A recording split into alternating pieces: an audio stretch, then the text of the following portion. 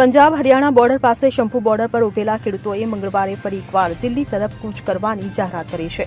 ખેડૂત નેતા Sarwan Singh પંઢેરે press conference કરી અને માહિતી આપી કે 101 ખેડૂતોનું એક જૂથ 14 ડિસેમ્બરે દિલ્હી તરફ પ્રયાણ કરશે. મંગળવારે સંયુક્ત કિસાન મોરચા અને ખેડૂત મજૂર સંઘર્ષ સમિતિ એક સામૂહિક બેઠક યોજાઈ હતી. આ પછી આગળનો નિર્ણય લેવામાં આવ્યો હતો. પંઢેરે સ્પષ્ટ કર્યું કે ખેડૂતો ભાંગવાના નથી, પરંતુ સરકાર ભાંગી જશે. આ દરમિયાન ખેડૂત સંગઠનોના મોટા નેતાઓ શંભુ બોર્ડરથી ખનૌરી બોર્ડર પહોંચ્યા છે. મંગળવારે અહીં ખેડૂતોએ સામૂહિક ભૂખ હડતાળ કરી હતી. આ દરમિયાન પંઢેરે ફરી એકવાર કેન્દ્ર સરકાર પર આરોપ લગાવ્યો છે કે હરિયાણા પોલીસ અને સુરક્ષા દળો દ્વારા શંભુ બોર્ડર પર ખેડૂત નેતાઓને સતત નિશાન બનાવવામાં આવી રહ્યા છે.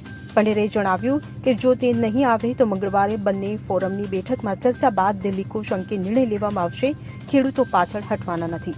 Bureau report CN24 news. હવે જુઓ દેશ દુનિયાની તમામ ખબરો તમારી આંગળીના ટેરવે. ઉઠાવો મોબાઈલ અને Google Play Store પરથી ડાઉનલોડ કરો અમારી CN24 ન્યૂઝ મોબાઈલ એપ.